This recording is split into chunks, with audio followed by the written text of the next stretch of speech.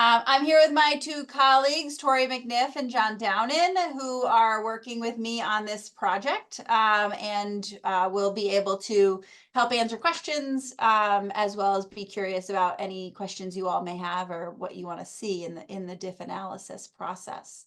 I am happy to just call on someone if you want to just say your name and maybe your affiliation, or if you know, are you a resident from the town, things like that. That would be great.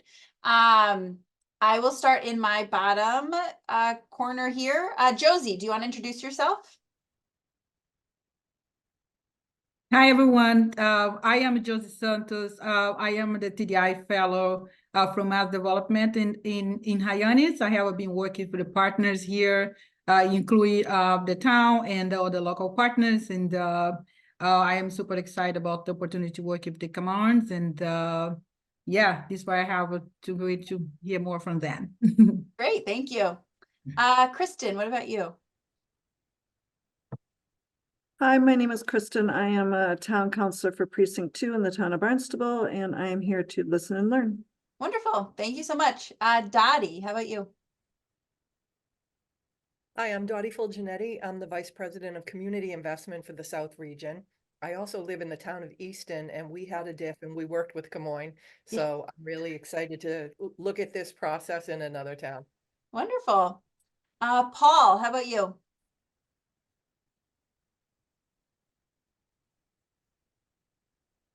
Hi, Paul Clary. I'm with Autonomous CRE.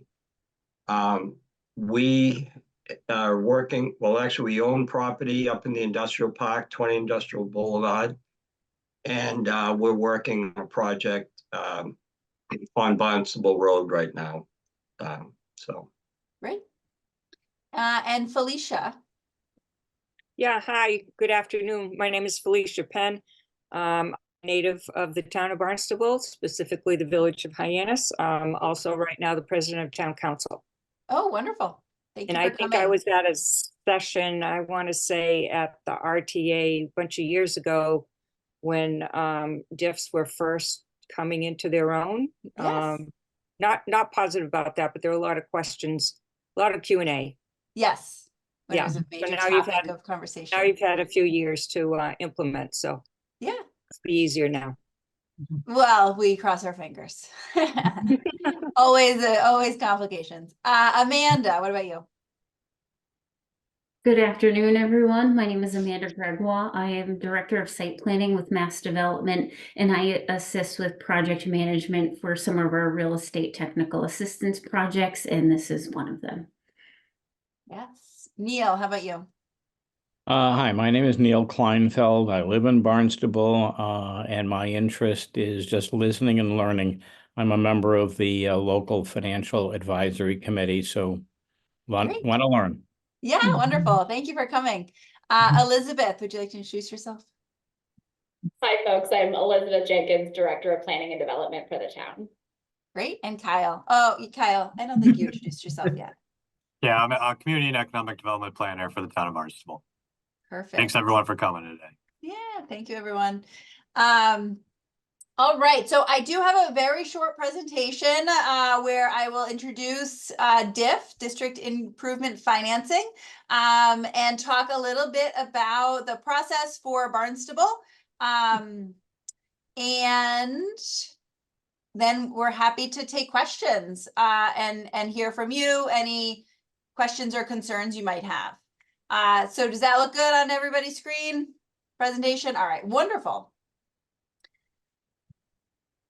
This is being recorded, so it can get, if you can share it with friends if you want to, people who might be interested. So today we did introductions. We'll talk a bit about what DIF is, how it's been used in other places, next steps, and then questions and discussions. It is a very technical tool. My intention today is not to get into the nitty gritty and into the weeds of how DIF is actually, funded and the actual movement of the money within the municipality in order to fund the different programs, but really just to set the stage and offer some information about what this tool is, why communities use it, how they use it, and what some of the opportunities might be for Barnstable. Really, it is at this point, we are in the information gathering phase, and really working with the town of Barnstable and the various stakeholders to understand if this is a program that you all as a community want to pursue.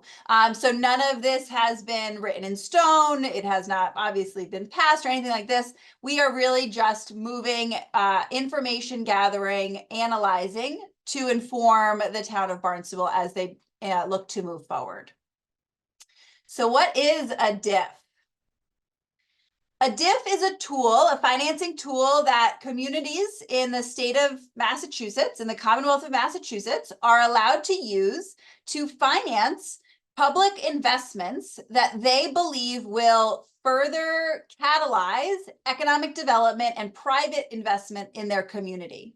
So the idea is that a community makes public investments in a particular area that will then improve the environment for private investment to occur.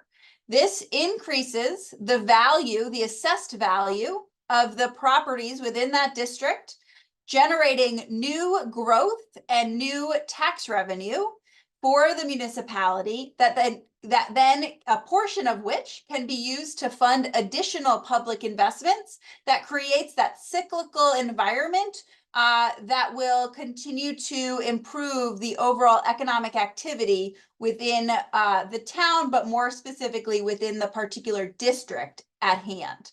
So it's really a tool that communities can use to fund public investments that they have been, considering making. And it's really just a financing tool that communities can use.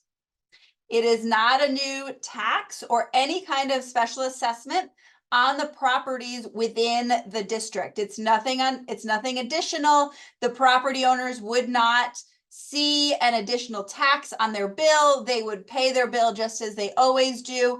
It really is more of a municipal financing tool to capture a portion of the new growth and use it for a series of projects or programs that were identified as part of the DIF.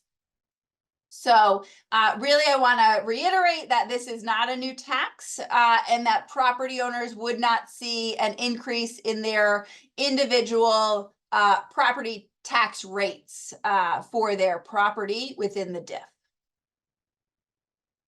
So the way a DIF works is the first step is to identify the bounds of the DIF. What are the parcels? What is the district where we want to encourage and support further economic growth and activity? So for this project, Kyle, I'm going to put you on the spot really quick. Could you kind of describe the bounds of the district that has been identified that we're analyzing here? Yeah, it's the growth incentive zone. So that's a district that we've identified a long time ago as the community as kind of an area where we want to incentivize investment. So it made sense for this program to align with that. Yep, exactly. Wonderful. Thanks, Kyle. So that growth incentive zone has been identified by the community as somewhere where you want to see increased economic activity. You want to make investments that will encourage further private investment to occur. So that is the district that has been identified for this analysis. And so essentially what we're looking to do is identify public projects that could occur most commonly within that district that would then create an improved environment that would encourage private investment to occur that would therefore increase the assessed value of the overall district, that would subsequently increase the tax revenue that is generated from within that district.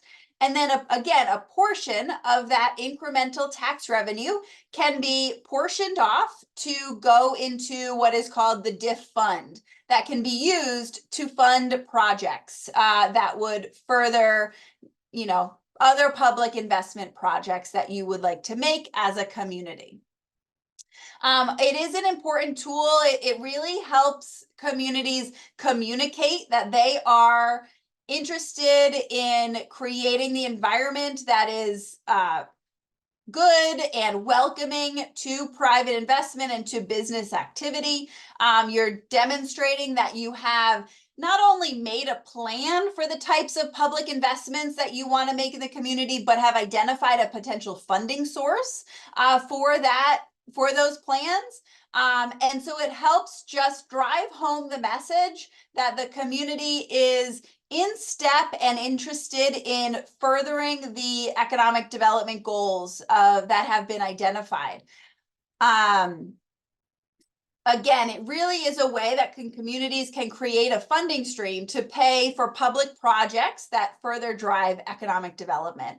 It establishes signals and messaging that you're serious about supporting private investment and are figuring out ways to fund public investments in a specific area within your community. So it's actually a very flexible tool that the funds can be used for a wide variety of uses. Capital and workforce investment, so programs, physical infrastructure projects, land and leasing, so figuring out how to bring some land back into the private market. As well as diff creation and administration. So even running downtown management organizations, we've seen communities use it for, or propose to use it for that. So it's really quite a flexible program as long as you can tie it back to an investment that will drive private investment. So as long as you can drive it or connect it to your economic development goals. So communities throughout Massachusetts are using it for a number of different ways, certainly downtown revitalization. So investing in beautification projects, sidewalks, water and sewer, paving projects, parking lots, like things that are creating, that are supporting downtown revitalization, long-term infrastructure projects that they've been looking to fund. Bringing back property to different taxable uses if maybe there needs to be an investment in a parcel in order for it to be attractive to the private sector, and really using it to encourage the type of downtown or corridor that you're looking to have and that aligns with the community's vision for that area. DIF is very rarely the only source of funding for a project, and so it plays really well with other types of funding, so grants or bonds or loans or other type of funding. It is a really good supplement to. It very rarely is the only source of funding, and so when we're thinking about what projects might be a good fit for Barnstable, even if the projects are very expensive and you're saying, well, the revenue's never going to generate enough to cover the cost, that's okay. We would see this as in addition to other funding sources that you may be going after for different types of projects that you might be considering. So these are just a couple examples. Here's the town of Easton project. So the town of Yarmouth, we're looking to protect and address some drinking water issues and do a wastewater treatment plant. So they're working to establish a DIF in order to get a funding source for that. Again, this is a very, very big project. DIF is a very small piece of it. So it works well with other funding streams. The city of Amesbury, we're looking to do some road improvement projects. And so again, combined with multiple funding streams to address road improvements associated with the Atlantic Center Youth Sports Facility project. And finally, the town of Easton, they were using some of the funds for sewer infrastructure as well as sidewalks, streetscapes, some other public investment projects. So those are some different ways that communities in Massachusetts have been looking to use the funds. There are other examples, communities that we have worked with. The city of Gardner recently is looking at some park projects within their DIF, as well as some street work improvements. The city of Fitchburg, we've recently worked with, they were looking to establish a funding stream to pay for a downtown management organization. And so they were looking to use DIF as a funding stream for that, essentially position, and any other incidentals that that organization would want to do. So it's a flexible tool, which makes it nice. So again, I just want to reiterate, we really are right at the top of the process. We are establishing purpose. So why does the town want to do a DIF? Projects? What are some of the public projects that would potentially be funded through the DIF? Where is the DIF? So we're still kind of up at the top of the process. From here, our analysis, we'll be doing a lot of the analysis for the town that will consider what potential new revenue could be generated from this district under different build out scenarios. So considering, a low growth scenario, what is the potential new revenue stream that could come from this district? Under a high growth scenario, what is the new revenue stream that might be able to fund a DIF? And so we'll provide the revenue side of things through our analysis. Kyle and Elizabeth and the Barnstable team will say, these are the types of projects, these are the projects we would think about funding through a DIF. And then from there, we can start to compare the revenue potential and the expense potential, and we're able to see how much of those expenses could be covered through a DIF. And then all of that would then be analyzed and considered by the community if this is a path that you all want to go down in terms of establishing the DIF, passing the legislation, establishing a monitoring committee to monitor the DIF. So once the data is all crunched, it's more of a town consideration about whether it's something you want to a path that you all want to go down. And then if it is to be established, there is internal tracking and reporting in terms of what is that new growth that is occurring of the assessed value and revenue within the district that needs to be tracked annually, but the town already tracks that information. So it's not a significantly heavy lift. All of those changes in assessed value are already tracked by the town. So you just need to pull out those parcels. So tracking, and then of course, monitoring what the DIF funds would be used for. So all of that we can help lay out. If the town does decide to go down that path, we'd provide them with kind of an implementation plan or checklist so that they have a good idea of what the next steps are in the coming years. A few things that I think I didn't mention, DIFs typically, they can be no longer than 30 years. The ones we've worked on are typically 25 to 30 years. If a DIF is established, typically the community will set parameters around what % of the DIF revenue is to go to the DIF fund and what % goes to the general fund. So not all of that new increment, needs to go into the DIF fund. The community can decide, it can be phased, it can be, set up however the community wants, so that it doesn't feel like, all of the revenue is just going to this DIF. A portion can certainly go to the general fund. If over time the DIF fund gets too big, you can always transfer money back to the general fund. And it's actually a quite flexible tool. If you if you want to make some adjustments to the DIF, you would have to go through the same legislative process, but it's not set in stone, which is nice about the DIF tool as well. So it allows communities to set a path and a funding stream to fund those specific projects, but it does not lock you and future generations into something that they don't necessarily, had no say in, type of a thing.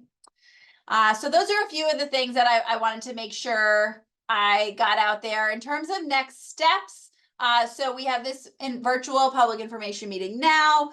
as I mentioned, our next step, and we're pretty deep in it right now, is measuring the potential new revenue as well as the potential uses of funds. We would then do another public meeting to detail that information. And then the town will consider whether this is something that you want to go forward with.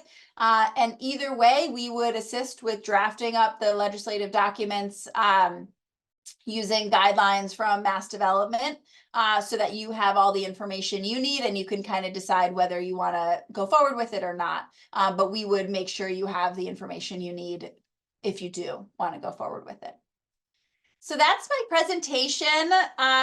Kyle or Elizabeth, was there anything else that you wanted to make sure I got across today that maybe I didn't? No, I'm good. I think that covered it pretty well. Thank you. Great.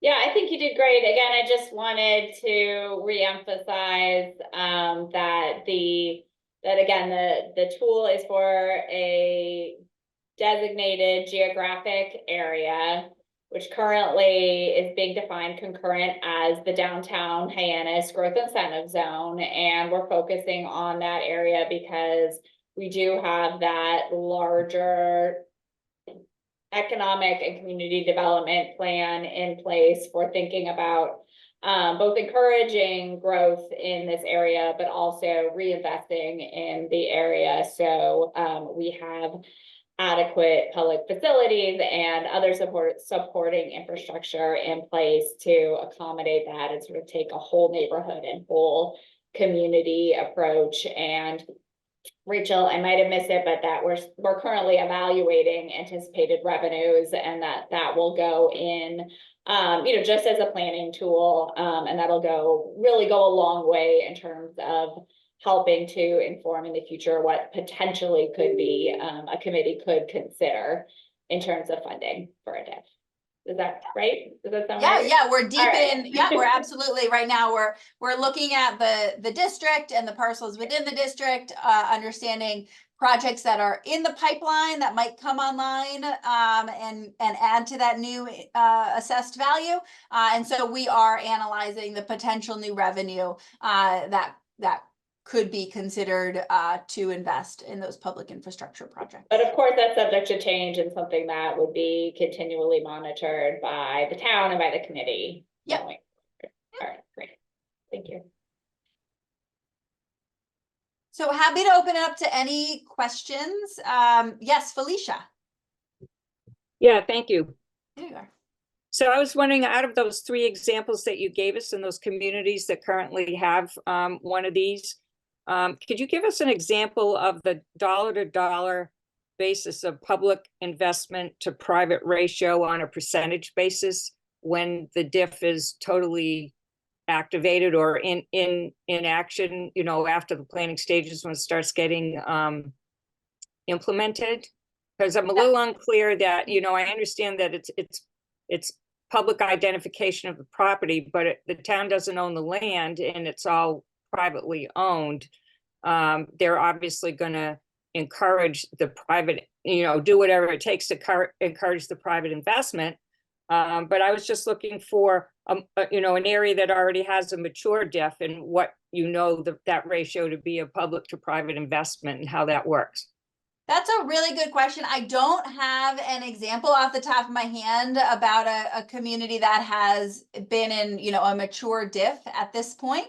As you mentioned, it is something that is based on, we do all this analysis and it's based on a number of assumptions and estimates. But then once you get into real life, how much is actually, what is that actual growth is based on many different factors. And so one thing about a DIF is it's kind of like I encourage communities to be pretty loose with how you're intending to use the funds, because you don't want to get yourself in a situation where you're saying, we're going to, build a dome over the town and use DIF funds to pay for it, and then you don't have enough DIF funds. So really including a lot of potential projects that you could fund through the diff in the master plan, and then seeing how that diff revenue comes in order to, and what you can afford and pay for with the funds. But I don't have a good example. Felicia, that's a great question. And I can do a little bit of digging, but I don't have any off the top of my head. Yeah, so the diff funds coming in is basically through increased tax assessments, right? So that the increased value of the properties after they've been developed. Correct. Okay, so that's why it's the long-term 30-year. And then you have to start all over again if you want to move to a different part of the town. Okay. So you could, yes, that is correct. The town, you could have multiple diffs in a community, no more than 25% of the town's acreage can be in a diff. There are very few rules, but that No is one of the problem rules. there. And so you could have multiple diffs. There are communities that do have multiple ones going. Okay, thank you. Yeah.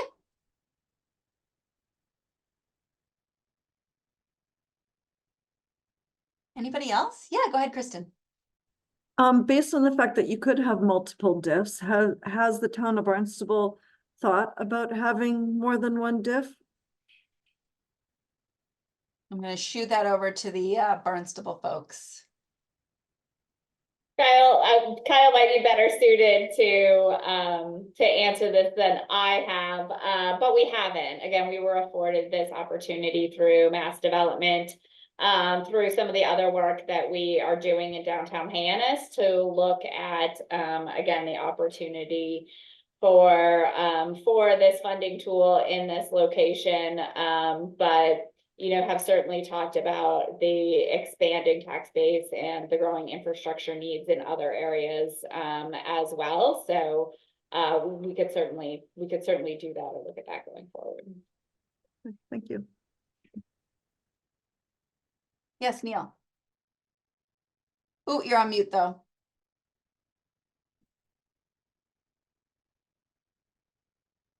My apologies.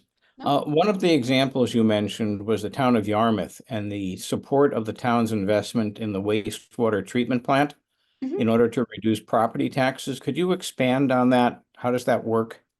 Well, I don't think it was to reduce, it certainly wasn't to reduce the property taxes. It was to reduce how much the increase would need to be. Yes, Paul, did you want to chime in on that question? So we own property on Route 28 at corner 28 and Pine Grove, and I think Kyle can speak to this also. There was a specific project of the sewer line running on 28 and also through the neighborhoods down to the beach. So there was a budget for that project, the sewering plus the new wastewater plant. And then we were all asked what type of projects were we contemplating for our parcel of land. And then they were able to calculate what would be the increase of real estate tax on the property after your development. Mhm. And those new tax dollars were going to go and basically supplement the real estate tax that would be shared townwide for that sewer project, are specifically being absorbed by those early adopters who are tying into the first section of sewer pipe. If so, I was going to ask a question, what would be on the wish list in this district of a project that you could actually point to and say, if that project happens in Barnstable or Hyannis, what then might the real estate owners do because that project was in place? Like it's a simple thing in Yarmouth. Absent the wastewater, you cannot increase density. So it cause and effect. Yes. Quincy Center, where we did some work, the diff was basically tied to parking garages that then allowed the Quincy Center parking lot to be developed into, I think, 3 apartment complexes. And each one of those apartment complexes rent space in the parking garage, which then helps with new tax revenue to pay back the parking garage, but also facilitated those condos and apartments to be built there. So having a core element project really helps you determine, you know, what might the landowners, what might the developers actually bring to the table once this resource is in place, whatever that might be. So I know Elizabeth and Kyle and team would be working on what might be the investment that we as a town would make. And then you have to sell on why will people now develop in and around that project. I think it's a no-brainer over in Yarmouth, based on the need for wastewater, you know. Thank you. Thanks, Paul. That was helpful. Yeah. Helped answer my question for me. Kyle and Elizabeth, would you like to chime in a little bit on what some of the projects that are being considered as part of the project? Sure. I mean, we certainly have no shortage of capital needs in this area. I mean, this is our growth incentive zone that has no shortage of infrastructure demands. But what I really like about the program, as you noted, Rachel, how flexible it is and how you can kind of be nimble and creative with it. So, you know, as an example, we have our facade grant program that we're working with Elizabeth Worthpain on in the bid. And that's been really well received by our business community, and it's helped kind of in an era where we're trying to attract new investment. It's helped us take care of the existing businesses and making sure they don't get, you know, gentrified out of the area. And, you know, we've had a great partnership with Josie and TDI partnership, and they've given us a lot of funding for a lot of fun projects. Another example would be the Village Green redesign. But TDI is going away in a year or so. So we're going to lose that funding stream. So how can we stay nimble and creative in the downtown area and be able to do some fun, creative projects that are going to excite our business community and incentivize some investment? That's what I like about the program. But certainly from the capital side, there's no shortage of needs that this could help fund. But I don't know if Elizabeth has anything to add to that. No, I think that's absolutely spot on. And as we, I think, understand what potential future revenues could be, it'll help determine that plan. You know, a little bit in contrast to Yarmouth, I think, and as was emphasized by Rachel, I think we see this program as, you know, potentially additive and supplemental to capital projects that would have other funding sources. You know, most of these projects, I think we totaled them up, and, you know, we could create a wish list of around $85 million worth of projects. That's not going to be fully financed in any way, shape, or form by the DIF, but might help us reprioritize based on community needs, what type of programs move forward. Interesting that you bring up parking garages. Every time we have done a study relative to potential expansion of public parking or structured parking, the DIF tool always comes up. But I can say honestly, that's not what was driving this investigation. But it certainly is interesting as we think in the long run of how we might want to support that infrastructure in the future. Mm-hmm. Good. Yes, Felicia. Well, I was just going to comment on something that Paul said. And, you know, since he's talking about Yarmouth and wastewater and stuff, I was just wondering if, let's see, if the whole entire Cape needs sewering and wastewater treatment, basically every single estuary, pond, stream, and coast is in jeopardy right now. So wouldn't it be cool if the whole county was a DIF and just do town by town in small districts? But I'm wondering how it would be if it could possibly be, because, you know, towns have such difficulty doing intra-municipal agreements, and you just get in the weeds with the attorneys and stuff, and it's a mess. But all in good faith and meaning well.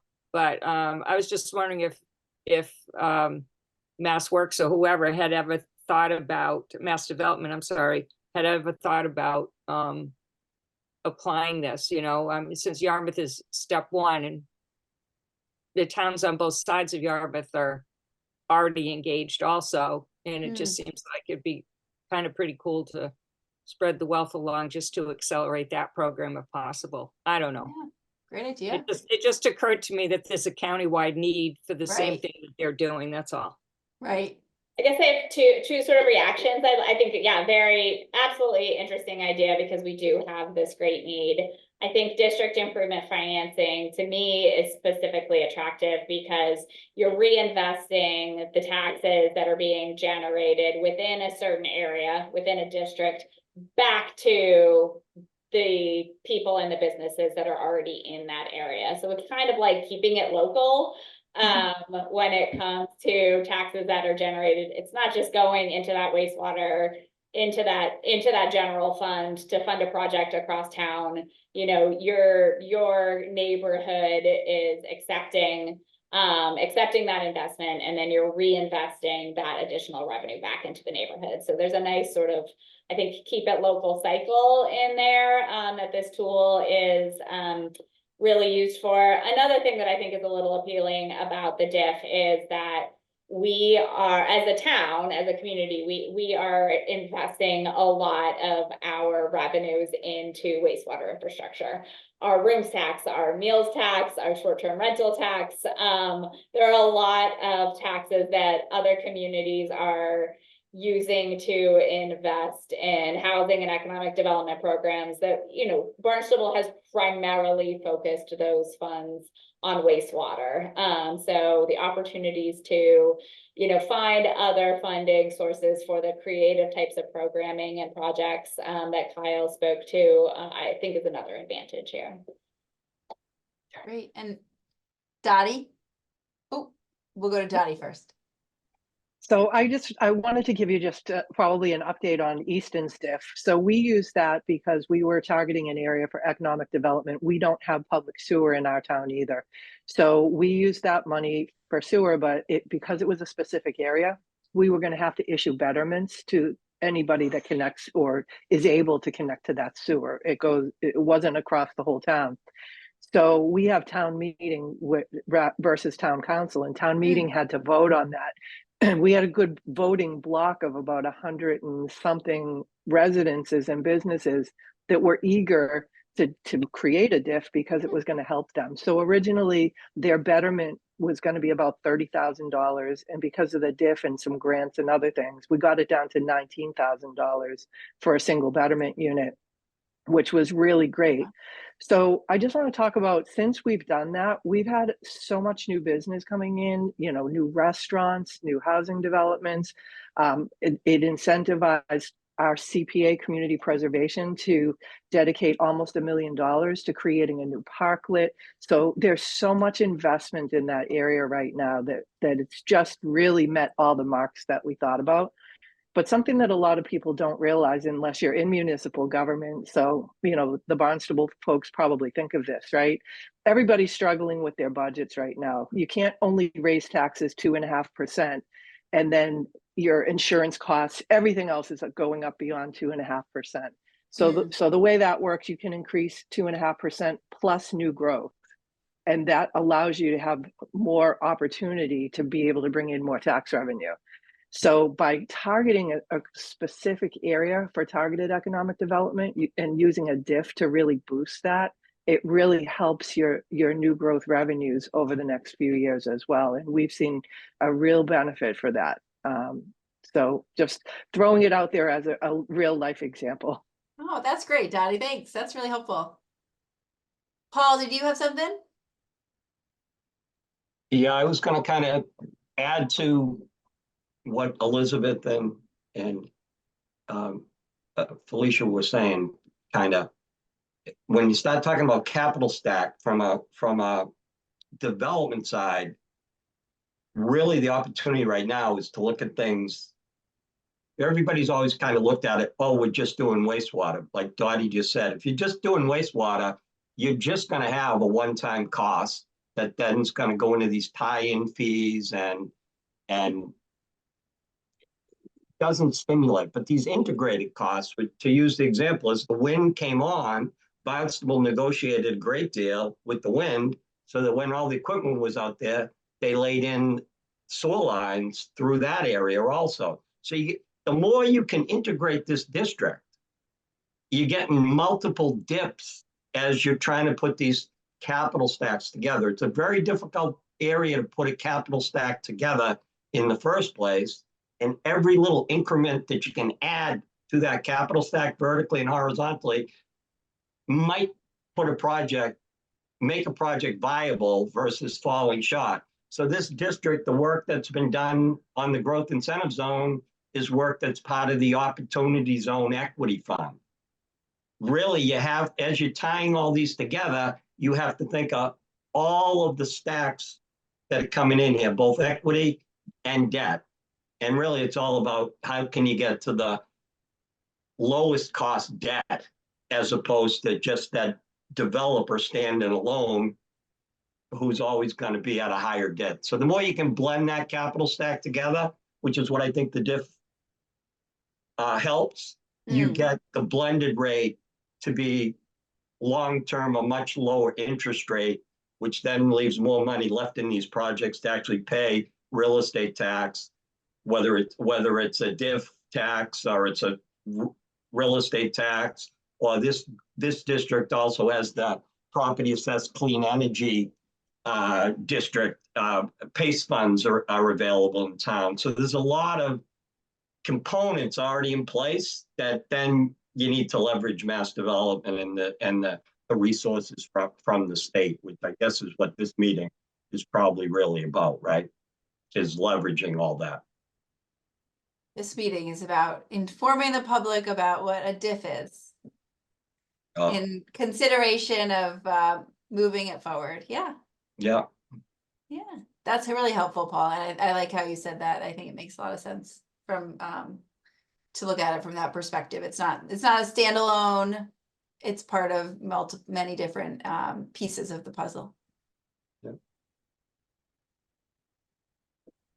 Good. Any other questions or I concerns? have a question. Yeah, Elizabeth. Thank you, Rachel. What a it's a fabulous idea, especially what I'm hearing is, right, that as what Dottie said, you know, the towns have to raise more and more money now, right, these days.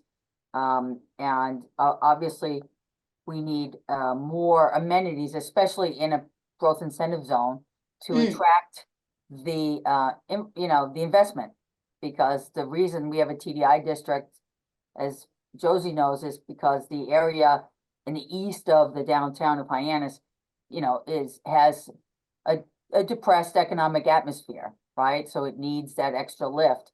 So after Josie leaves, you know, there would be concern, you know, that we'd not be getting that extra help from the state, you know, for that particular area, right? Because it needs that extra boost. So this is great because, for instance, the Village Green would soften some of the development that is needed to pick up that area, right? So all of that piece, but the town couldn't necessarily, for instance, have to pay for that because everything is so expensive nowadays.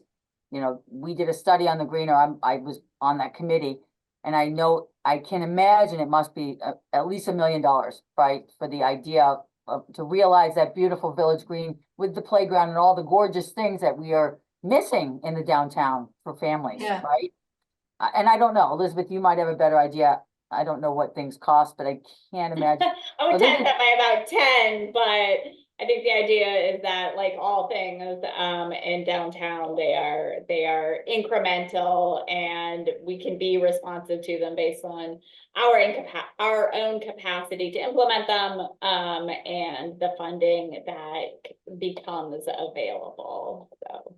But yes, I mean, I think the Village Green is, you know, something that has been part of our long-term strategy relative to downtown investment and reinvestment, you know, as we see additional investment in the private, in private development and on private property in the town of Barnstable, make sure we are investing in our public open spaces and adapting those resources to accommodate new community needs in a year-round population. So that's certainly a priority. Good. Anything else? All right. Well, in terms of next steps, as I mentioned, we are elbows deep in the data.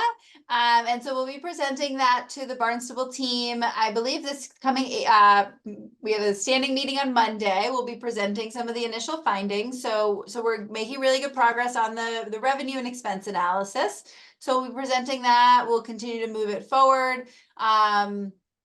And I will leave it to Kyle to kind of continue to keep you all updated, and I'm happy to answer any questions if you want to reach out directly or through Kyle. I'm happy to answer any questions you may have about the program.